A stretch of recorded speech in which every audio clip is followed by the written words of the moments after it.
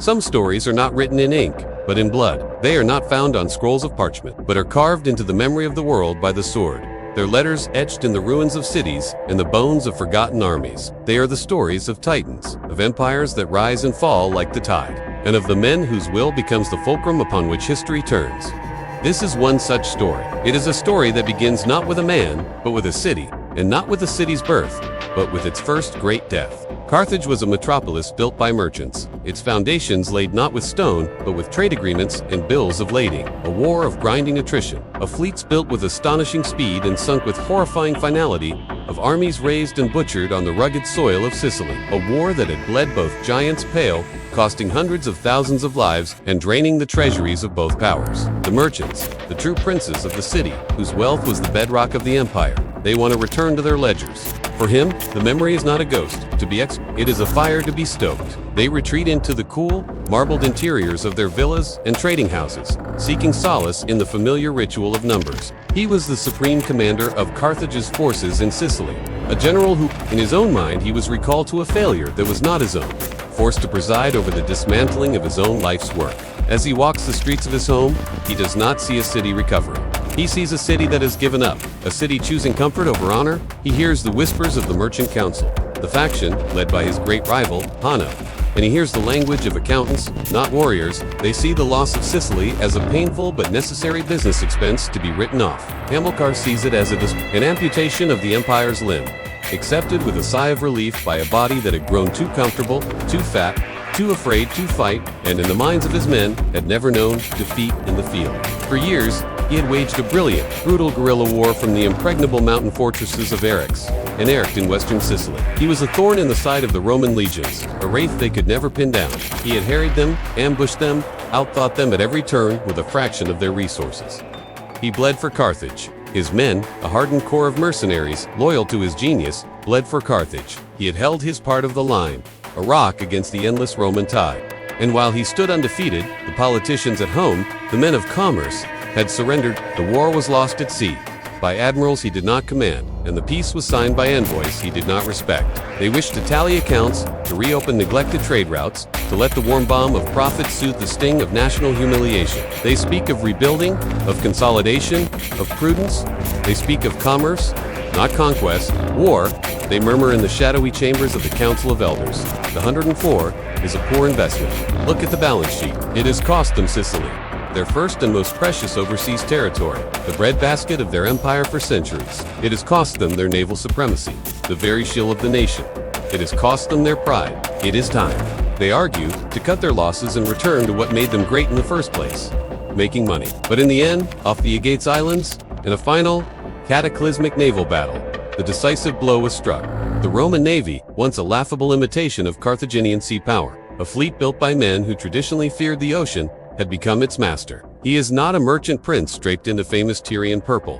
He is a soldier. You can see it in the ramrod set of his shoulders, a posture that defies the city's collective slump. You can see it in the economy of his movement, each step measured and deliberate. His face is a mask of sun-cured leather, etched with the fine lines of command, and 1,000 sleepless nights spent staring into the darkness of enemy territory. But it is his eyes that hold you, that tell the true story. They are dark, deep-set, and in their obsidian depths, a storm is perpetually brewing. A storm of incandescent rage, of humiliation so profound, it has become a physical thing, a weight he carries in the very marrow of his bones. They had learned. They had adapted. They had reverse-engineered captured vessels. Most of all, they had endured. Their simple, brutal invention, the Corvissa, boarding bridge that turned a sea battle into a land battle, had negated 1,000 years of Carthaginian naval tradition. And Carthage, its last great fleet, shattered, its treasury empty, its lines of supply severed, its will finally, irrevocably broken, had sued for a peace that felt more like a burial shroud. Its fleets were the lifeblood of a commercial empire that stretched from the shores of its native Africa to the manure-rich coasts of Iberia, its tendrils reaching into every port that mattered. It was an empire of gold, of ships, of connections. It is the story of a promise made by a boy and the deluge that followed. It is the story of Hannibal Barca. Before the name Hannibal echoed in the hallowed halls of the Roman Senate like a death knell, a name whispered with a unique blend of terror and grudging awe, it was just a name, a jewel on the North African coast. Now turn to walk its wide, paved avenues in these days as to walk through a dream of past glory. The scent of exotic spices from the Far Eastern trade routes still hangs in the air, a phantom of former wealth, but it is thin, mingled with the bitter smell of rot and decay from the neglected corners of the harbor. The Great Carthage, the legendary circular military port, an architectural marvel of the ancient world, is now a place of profound stillness. This inner sanctum, hidden from foreign eyes, once a hive of ceaseless activity where the forest of 1,000 trees was transformed into a fleet of 1,000 oars, is now eerily silent. A few triremes bob listlessly in the placid water, like old men asleep in the sun, their paint peeling, their oarports' empty eyes staring at nothing. The rhythmic cacophony of the shipwrights, the hammering, the sawing, the shouting has died on the wind, replaced by the mournful cry of gulls.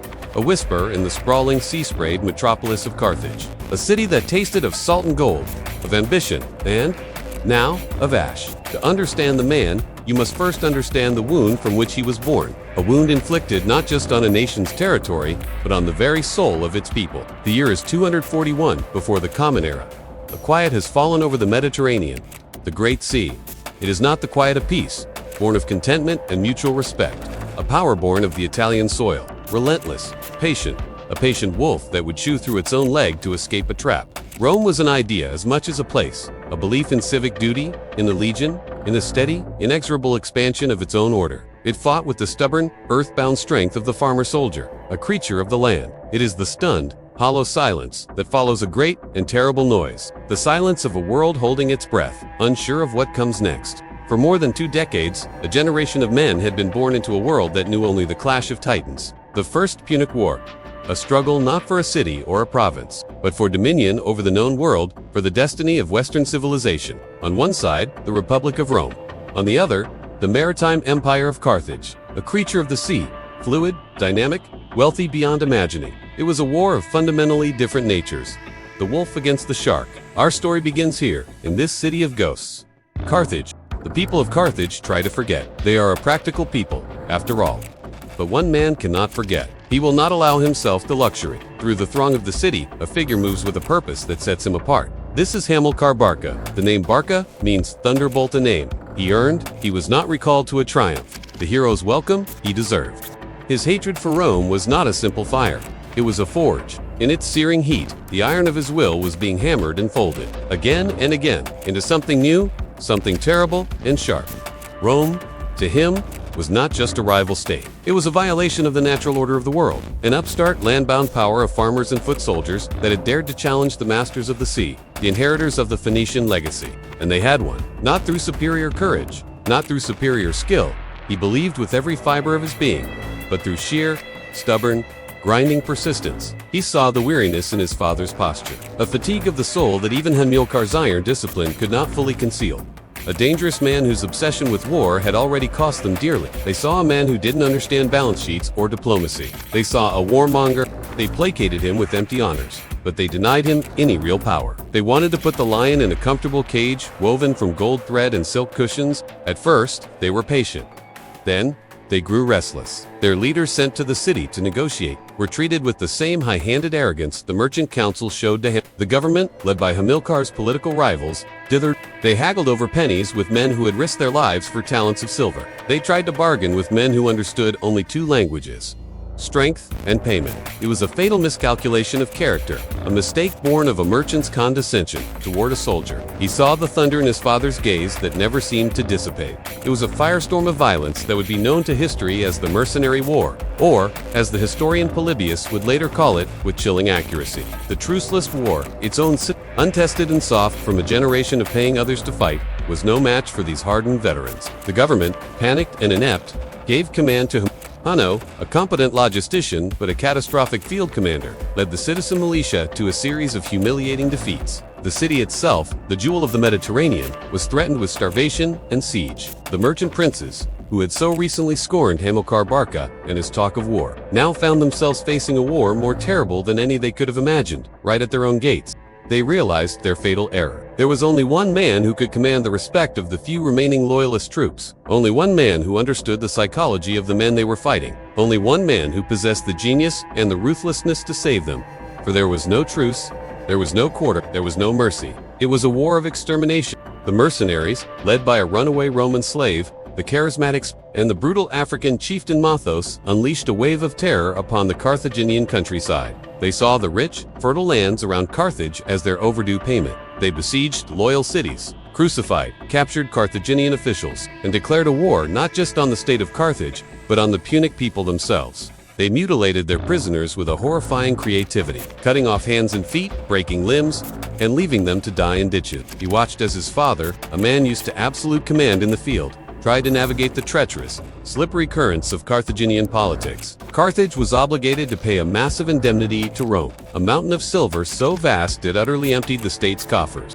This meant there was no money left to pay the tens of thousands of mercenaries who had fought Hamilcar's war, men from every corner of the known world, walled Gauls from the north, fierce Iberians from the west, hardy Libyans from the African interior, sly Greeks, and stony-faced Balearic slingers, a polyglot army of hardened killers, bound together not by loyalty to the Carthaginian state, but by two things only: the promise of Carthaginian gold and their unwavering personal loyalty to the general who had led them, Hannibal Barca. Hamilcar argued in the council. He pleaded.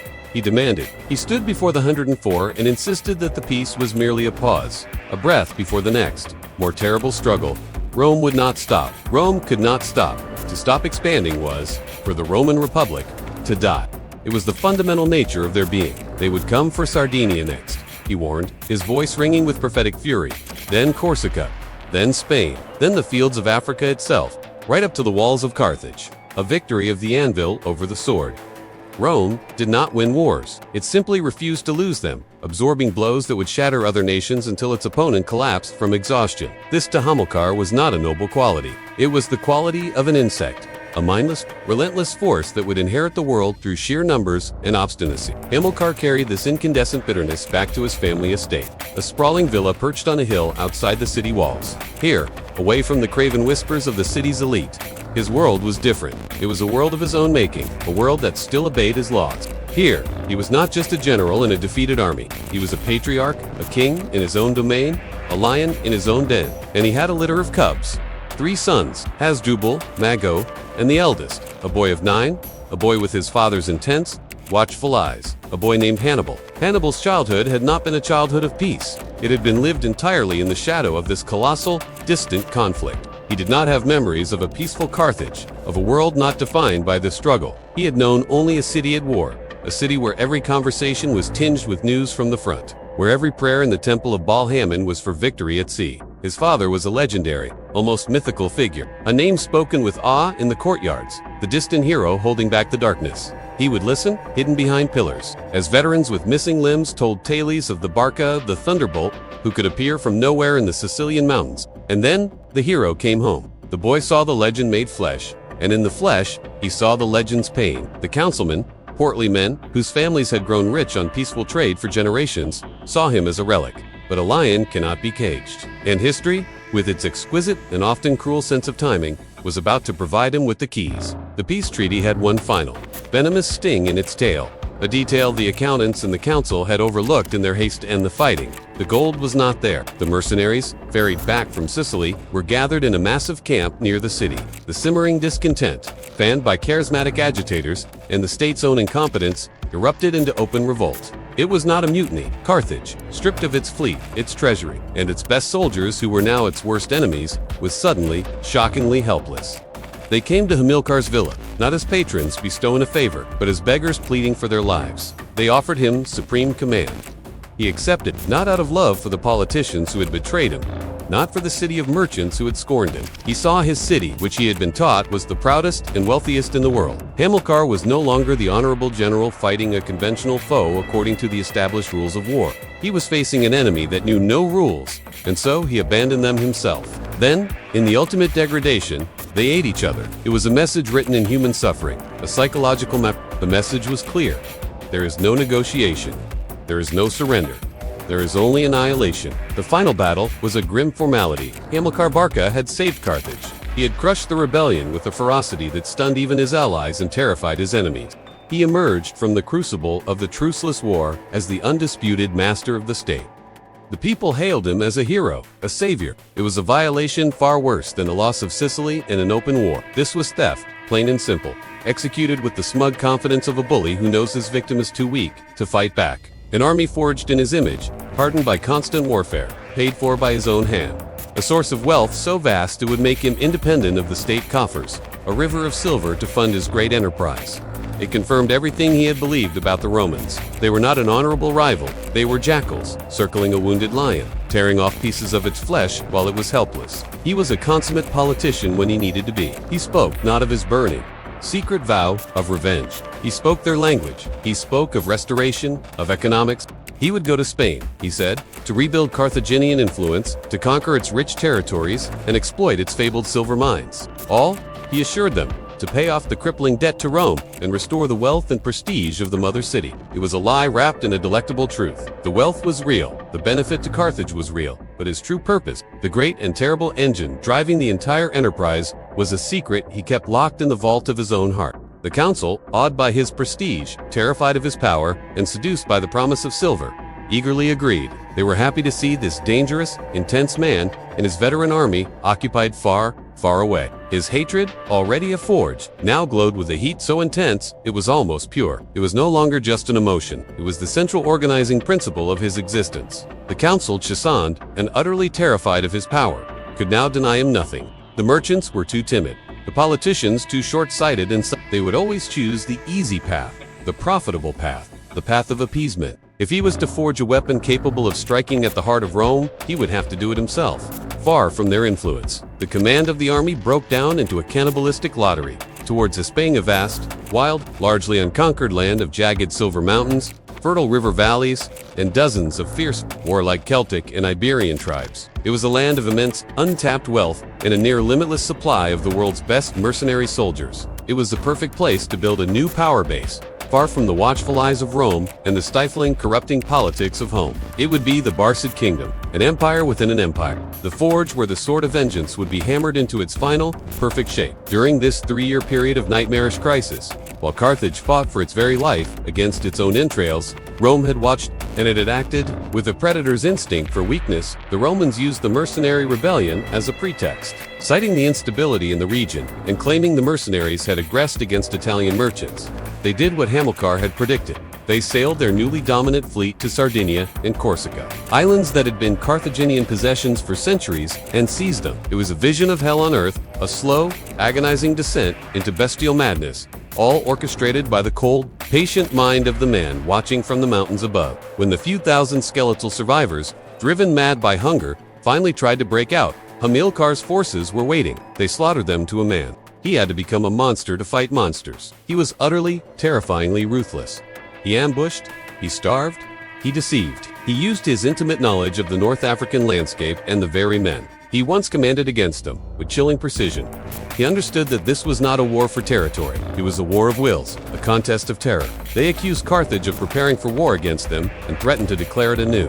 A war Carthage, still reeling, its armies decimated, its treasury, a vacuum, could not possibly fight. To add the ultimate soul-crushing insult to this injury, Rome demanded that Carthage not only renounce its claim to the islands forever, but also pay an additional indemnity of 1,200 silver talents for the privilege of being robbed as a penalty for their supposed hostile intentions. Brought to its knees, not by the mighty Roman legions, but by its own internal weakness, its own arrogance, its own internal rot. Through a series of brilliant maneuvers, Hamilcar trapped the main mercenary army, some 40,000 strong, inside this natural prison. He didn't attack, he simply sealed the entrance with his own smaller, disciplined force and waited. And he saw his father, the outcast, the man they had tried to sideline, become its sole savior. He listened from the courtyard as grim-faced delegations came and went. He heard the hushed, desperate conversations. He saw the strain on his father's face. But it was a different kind of strain, now not the bitterness of an action, but the focused, electric intensity of a predator unleashed. He accepted out of a fierce, protective love for his homeland, for the idea of Carthage itself, and a cold, practical understanding that if Carthage fell, his grand secret dream of vengeance against Rome would die with it buried under the rubble. For young Hannibal,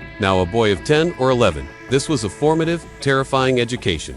The war that followed was a masterclass in brutality and psychological warfare. The climax of this hideous conflict came at a place known simply as the Saw, a box canyon enclosed by impassable mountains. The days turned into weeks. The trapped men ate their pack animals, then their leather belts, then their prisoners. He took the captured rebel leaders, including Spendius, and crucified them in full view of the walls of Tunis, where the last rebel army under Mathos was gathered. But the world does not stand still. When Carthage, finally free from its internal war, lodged a furious protest at this blatant act of international piracy, the Roman Senate's response was one of cynical, breathtaking arrogance. Carthage had no choice.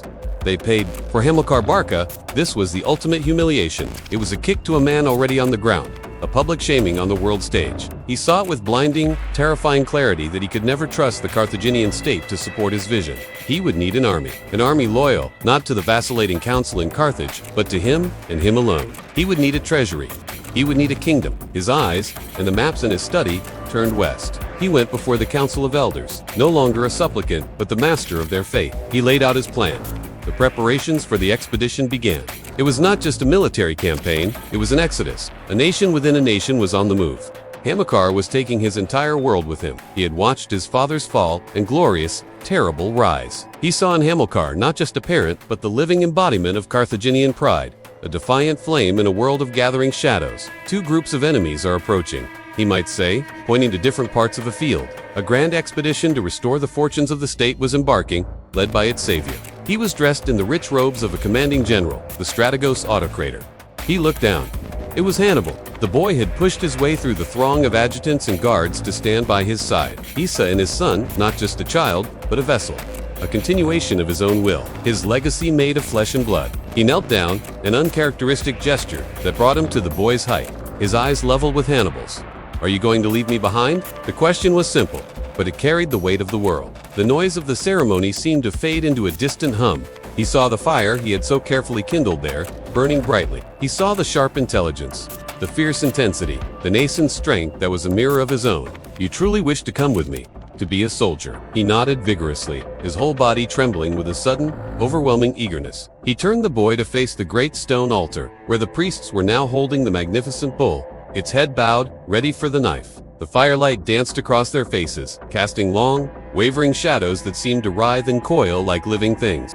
The air grew heavy, thick with unspoken history, and the promise of future bloodshed. For Hannibal, it was a crucible of transition. Behind him, across the winddark sea, lay the city of his birth, a place of gilded decay, of memory and compromise. Ahead of him lay Hispania, a name that was not a place, but a promise. A canvas upon which his father intended to paint a new future with a brush dipped in blood and silver. The boy stood on the pitching deck for hours on end, his small frame braced against the salt spray, watching the familiar African coastline recede until it was nothing more than a smudge of heat haze on the horizon. He was leaving childhood behind. He could feel it in the wood beneath his feet, in the endless creaking of the rigging, in the vast, indifferent expanse of the sea. His father Hamilcar would often stand beside him, not speaking, but simply sharing the silence. In those moments, Hamilcar was not teaching strategy or politics.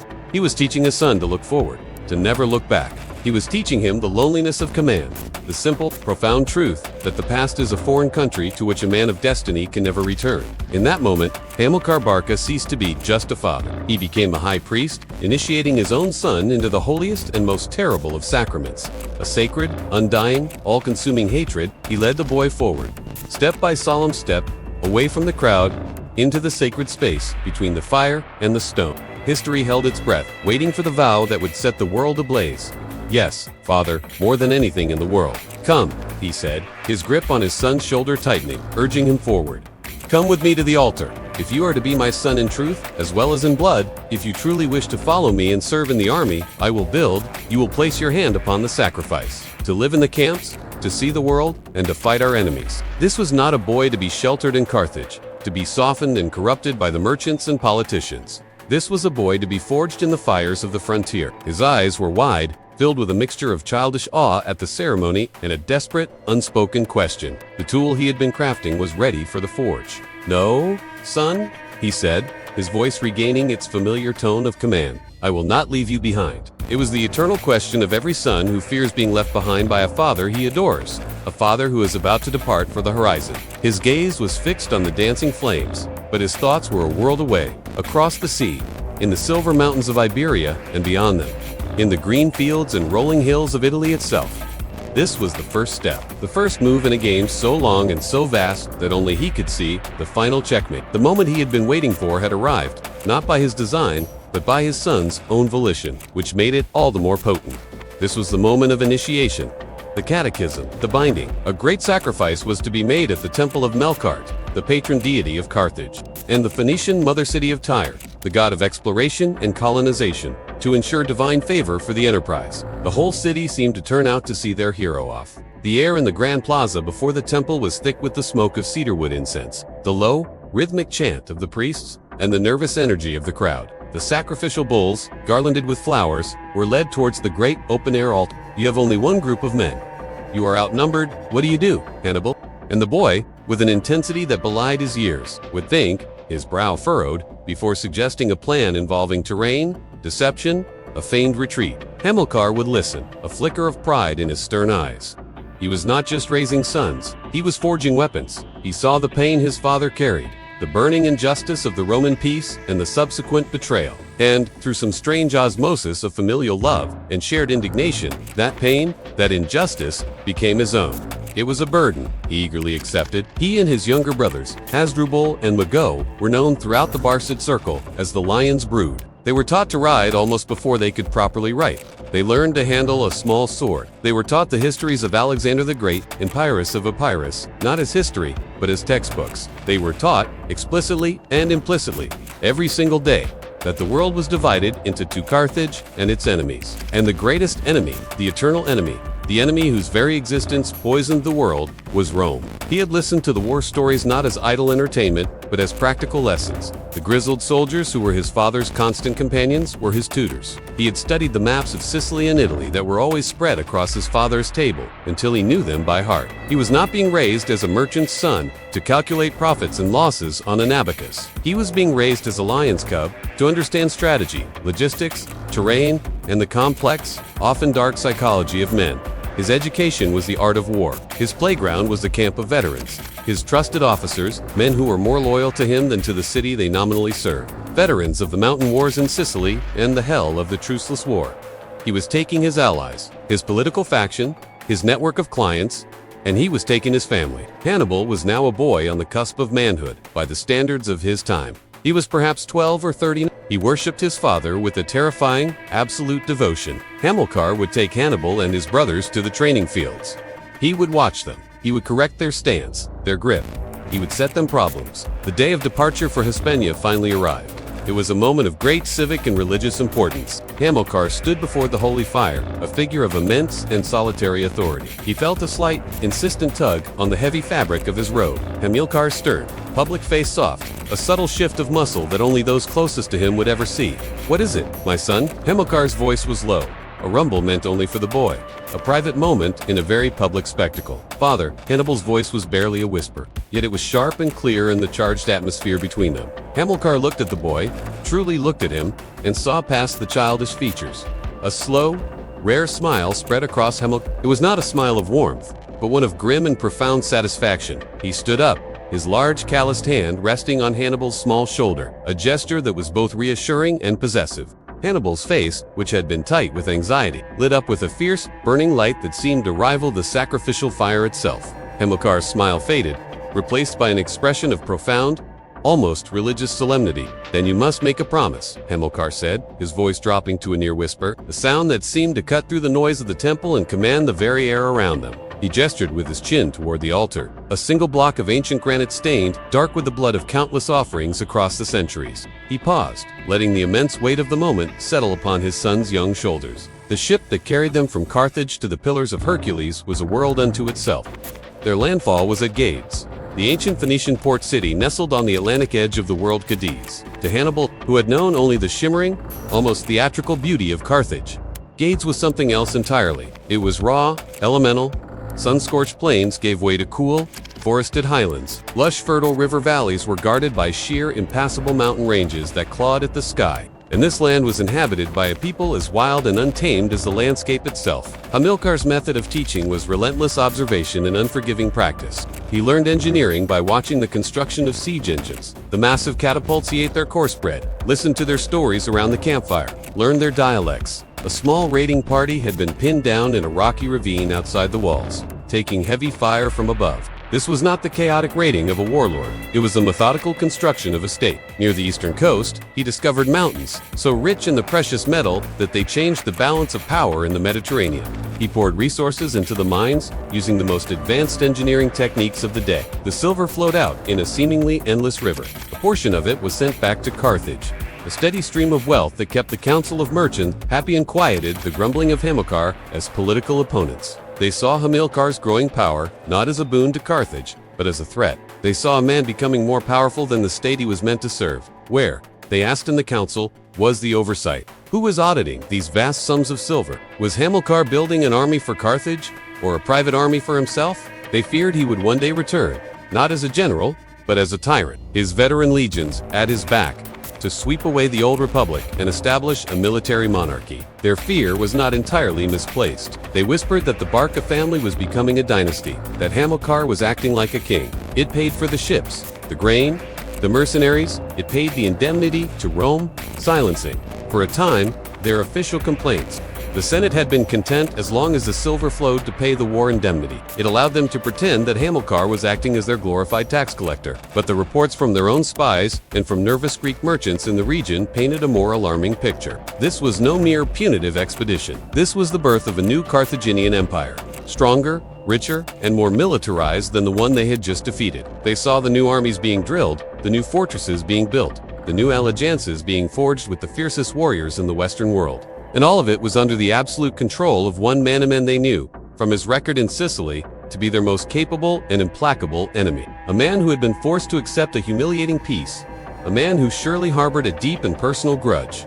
But the vast majority of it stayed in Hispania. It became the Barca treasury, a private war chest of unimaginable size, accountable to no one but Hamilcar himself. He followed the great rivers, the Baetis and the Ines, subjugating the tribes of the south. He fought when he had to, with a speed and decisiveness that left his enemies stunned. His campaigns were models of lightning warfare, earning him his name, Barca, the Thunderbolt, over and over again. But he preferred to win without fighting. He used diplomacy, arranged marriages, and the vast, inexhaustible treasury of the Iberian silver mines. The veterans were hesitant to mount a rescue, seeing it as a suicide mission. Hannibal, barely 15, without a word to his father, gathered a handful of his own young companions and a few loyal cavalrymen. He named it Acroluce, the White Promontory. Today we call it Alicante. It was a magnificent port city, a Carthaginian gem on the Spanish coast. It had a strong fortress, a fine harbor, and palaces for his family and his officers. It was a declaration in stone and mortars. The Barcids were not temporary visitors in Hispania. They were here to stay. This was their land, their power base, their kingdom. Using a narrow, almost invisible goat track he had noticed on a previous reconnaissance, he led his small force around the rear of the enemy's position. While Hamilcar was building his empire in the sun-drenched land of Spain, the old men in the cool, dark halls of Carthage and Rome were watching, and they were growing nervous. They fell upon the defenders with a shocking, furious charge, creating just enough chaos and confusion for the trapped raiding party to scramble back to safety. It was a reckless, impulsive act, the kind of thing that could have gotten them all killed. When he returned to the camp, covered in dust and blood, he expected a furious reprimand from his father. Hamilcar looked at him, his face an unreadable mask. He said nothing for a long moment. Then, he simply nodded, a single, sharp gesture of acknowledgement. In his father's world, that nod was higher praise than any public proclamation. The soldiers who witnessed it, however, were not so restrained. The story spread through the camp like wildfire. The boy had thumos. He had spirit. He had a warrior's heart. He learned the casual bravery of the Gaul, the dur-and-durance of the Libyan, the explosive ferocity of the Iberian. He saw how his father commanded them not through fear alone, but through a deep, almost uncanny understanding of their nature. Hamilcar knew which tribes responded to gifts of gold, which respected only shows of overwhelming force, and which could be won over with promises of glory and plunder. He treated their chieftains not as conquered subjects but as allies, with a rough, soldierly respect that bound them to his cause. The soldiers, in turn, began to look at the general's son with a new eye. They saw he was not a soft boy playing at war. They saw his intensity, his quickness to learn. They saw the Barca in him. They began to call him, with a mixture of affection and respect, the little general. And battering rams needed to break the high stone walls of Iberian hill. Understanding that war was a science of angles and leverage, he learned intelligence gathering by sitting silently in his father's command tent, a ghost in the corner, as scouts and spies brought their reports, whispered fragments of information about enemy numbers, morale, the rivalries between chiefs. He watched his father sift through these reports, separating truth from rumor, weaving disparate threads into a coherent tapestry of the strategic situation. He learned that a war is won or lost long before the first sword is drawn, when in the quiet of a tent by the light of a single oil lamp. When the army was on the move, a column of men and beasts stretching for miles through hostile territory, Hamilcar would ride with Hannibal, not beside him, but constantly probing him. "Look at that ridge, Hannibal," he would say, his voice a low growl against the wind. "A perfect place for an ambush. If you were the enemy, where would you place your men? Where is the kill zone? How would you counter it?" The boy would study the terrain, his young eyes narrowed in concentration, and offer his thoughts. Hamilcar would listen, sometimes nodding in grim approval, more often pointing out a flaw, a weakness, a hidden danger he had overlooked. "You assume they will attack the head of the column," Hamilcar would correct. "A foolish assumption. A clever commander attacks the baggage train, cripple the army's legs, starve its belly, and the fighting men are useless." The Iberians, the Lusitani tribes and confederations whose names were whispered with fear and respect in the markets of the civilized world. They were warriors, born men who loved freedom more than life, whose loyalty was a fierce and precious thing, hard won and easily lost. They were not the soft citizen militia of Carthage, or even the disciplined but predictable legions of Rome. They were a force of nature, and Hannibal Barca had come not merely to conquer them, but to harness them, to turn this whirlwind of tribal fury into the engine of his revenge. The air tasted different here, sharper, charged with the immense, wild energy of the great ocean that lay beyond the known world. The people were different, their Punic blood mixed with the darker, more ancient blood of Iberia. It was a frontier town, a place where fortunes were made overnight and lives were lost in the blink of an eye. This, Hannibal realized, was not a place of comfort. It was a place of becoming. Hispania itself was a continent in miniature, a land of brutal contrast. For the next 9 years, Hispania was Hannibal's school, his university, and his church, and his father was his only professor. Hamilcar did not shelter his son. He immersed him.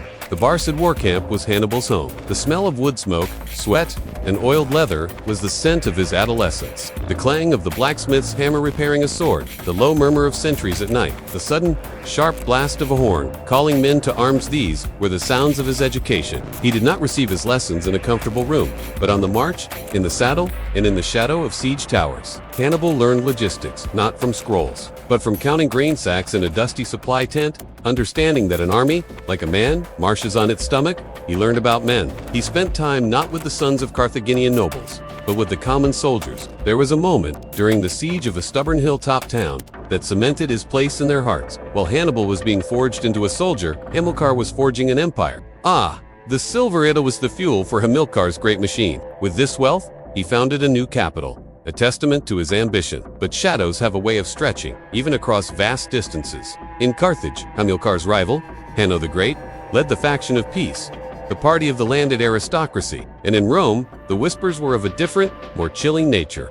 The unease in Rome finally coalesced into action. They decided to send a diplomatic mission to Hispania to see with their own eyes what the Thunderbolt was building in his mountain fortress, and to remind him who was the true master of the Mediterranean. The arrival of the Roman envoys at Acre Lucae was a masterclass in political theater. He saw his father greet the Romans not with defiance, but with a disarming, almost deferential courtesy. He was the perfect image of a loyal subject of Carthage, dutifully carrying out the unpleasant task of pacifying a wild land for the ultimate benefit of all. Including Rome, the envoys listened to his plausible explanations, drank his fine wine, accepted his expensive gifts, and left with their fears assuaged, but not entirely. He saw the young man Hannibal had become strong, intelligent, disciplined. He saw the fire he had so carefully nurtured, but he needed to know if it was just a fire or if it was an inferno, an unquenchable blaze capable of consuming the world. He needed to bind his son to the cause not just with love and education, but with a holy, irrevocable vow. The promise that had been interrupted in the temple at Carthage years before now demanded its fulfillment. They had no concrete proof of hostile intent, no grounds to issue an ultimatum. Hamilcar had outmaneuvered them completely. "I will not live to see the final battle. I am growing old.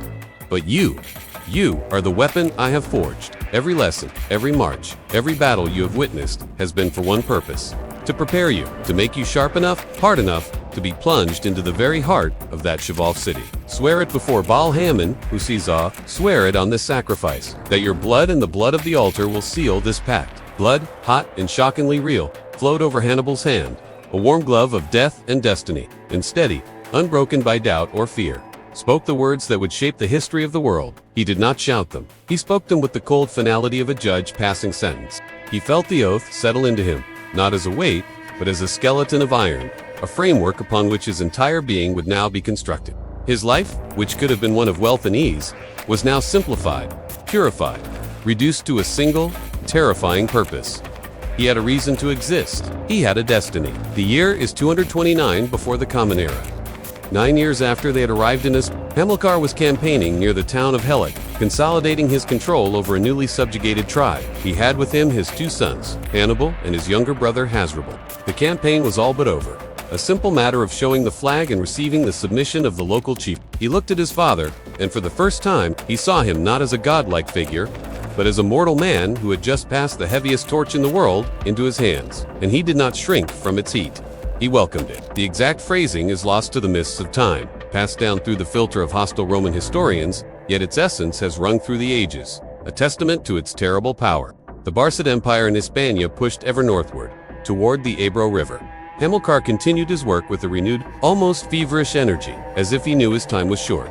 Hannibal was no longer a student. He was his father's right hand, his most trusted commander. He was given command of the cavalry, the elite striking arm of the Barcid army, and he proved to be a natural genius. He had an instinctive feel for the flow of a battlefield, a gift for timing, and a charisma that made his troopers, a wild mix of Libyans, Numidians, and Iberians, follow him into the jaws of hell itself. He could read the terrain like a book, see the weakness in an enemy line before it was even there. In skirmishes and pitched battles, he was always at the point of decision, a whirlwind of deadly motion, his presence inspiring his own men and striking terror into his enemies. He swore that day, hand-drenched in the blood of the sacrifice, that so long as he lived, he would pursue the Roman people with fire and with steel. He had his father's strategic mind, but he had something more, a tactical creativity, a daring, and an easy rapport with his men. That was all his own. Hamilcar would watch him from a hilltop, directing a cavalry charge, and a rare, proud smile would touch his lips. The weapon was complete. It was perfect. He swore that he would use his every breath, his every thought, his every ounce of strength to bring about the ruin of their city and the fall of their republic. He swore the words his father had placed in his heart. "Swear to me, Hannibal, son of Hamilcar. Swear it now." He led him to a small, private shrine he had built within the fortress, dedicated to the old gods of Carthage, Balhaman, the Lord of the Altars, and the goddess Tem. It was a simple, stark room of stone, dominated by a single, blood-darkened altar. "Now, I ask for something more. I ask for your life. I ask for your soul. I ask that you take my hatred and make it your own. That you carry this burden when I am gone." The priests were there, waiting, as was a sacrificial animal, a young ram. The boy did not flinch. His eyes were locked on his father's. The air was heavy, sacred. This was not a political act. It was a religious consecration. Hamilcar was charming. He was reasonable. He invited them to lavish banquets. He looked not like a general now, but like a prophet, a man possessed by a vision. They would not be fooled forever. The great conflict he envisioned was not a distant possibility. It was an approaching certainty. You saw their arrogance, hidden beneath their false smiles. You saw how they walked through my city, my land, as if it already belongs to them. Do not be fooled by their talk of treaties and friendship. A Roman treaty is merely a pause, a time for them to sharpen their swords. A Roman friendship is the friendship.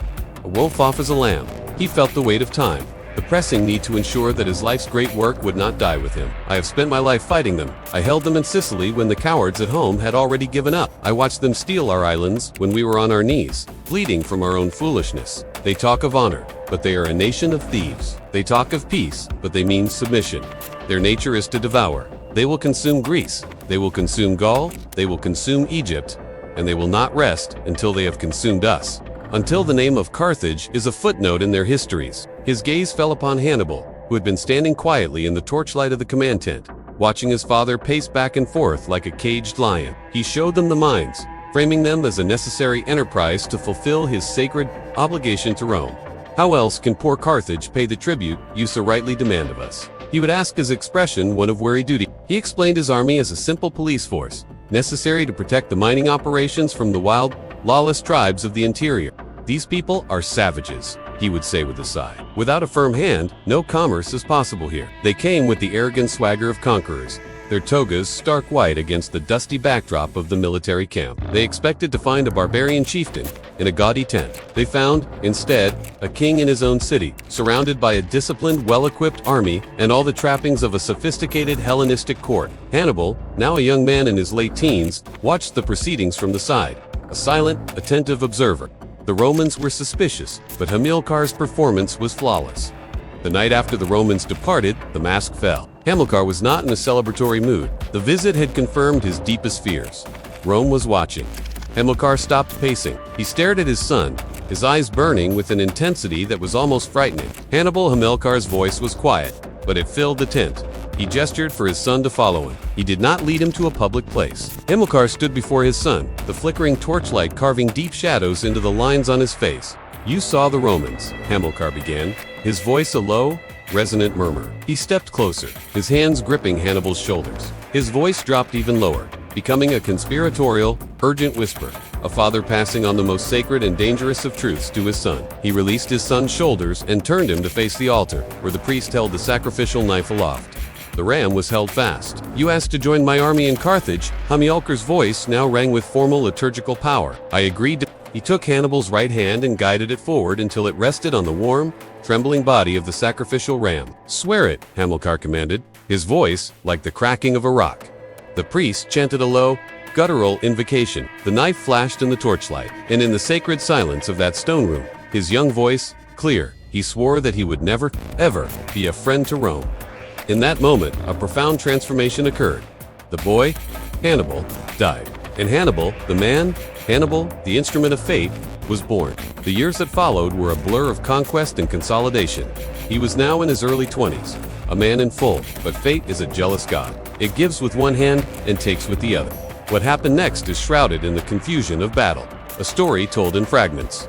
It was an ambush, a surprise attack, orchestrated by the deposed king of the tribe, a man who had feigned surrender. He was not a general anymore. He was a father. He ordered a small part of his guard to charge in one direction, leading his sons, Hannibal and Hannibal, toward a known path of escape. Then, he himself, with the rest of his bodyguard, charged in the opposite direction, directly into the heart of the enemy's main force. He struck not at the main camp, but at Hamilcar's personal retinue. While they were on the move, possibly fording a river, he drew the entire weight of the enemy attack onto himself, a single, defiant figure of thunder. They did not chant for Hasdrubal the Fair. They did not chant for Carthage. They chanted one name, the name of the young man who had grown up among them, who had bled with them, who was the living image of their fallen leader. Hasdrubal the Fair, a pragmatist, wisely accepted the will of the army and the mantle of command, knowing he was merely a regent, a steward holding the empire in trust. But everyone, from the highest general to the lowest camp follower, knew who the true heir was. The torch had not been extinguished in that muddy river. It had been passed. Enlightening, buying with his own life the precious moments his sons needed to break free and escape across the river. It was a chaotic, desperate fight. The enemy numbers were overwhelming. There was Hasdrubal the Fair, Hamilcar's son-in-law, a shrewd diplomat and politician. The grief was a cold, hard stone in his chest, but beneath it, the oath he had sworn pulsed with a new and terrible life. It was no longer a promise made to a living father. It was a sacred debt owed to a dead martyr. His father had given him a mission, and then he had given him his life. The path ahead was no longer a matter of strategy or choice. It was a holy obligation. The hate that had been his father's gift was now his own. It was a cold, pure, guiding star in the darkness. He was 26 years old. He was the master of the greatest army in the world, and his enemy was waiting across the sea, fat and complacent, believing themselves safe behind their walls and their legions. And there was Hannibal, his face a mask of cold grief, his eyes burning with a fire that was now his alone. They did not know it yet, but their world was already living on borrowed time. The boy who had made a promise was now a man, and he was coming to collect on a debt of blood. A storm was gathering in the west, a storm of men and steel and elephants, and it was a storm that would have only one name. The choice of a successor would normally fall to the government in Carthage, but this was not a normal army. It was a kingdom. Hamilcar, the old lion, saw the situation in an instant. The trap was for him, but his sons were in danger of being cut off and captured or killed. In that last, desperate moment, Hannibal Barca made his final strategic decision. It was a deliberate, calculated sacrifice. He made himself the target. From the far bank, Hannibal watched, helpless, as his father was swallowed by the tide of enemy warriors. He saw the flash of his father's sword, the fall of his standard. The lion was dead. A rudderless grief washed over the hardened veterans. Who could possibly lead them now?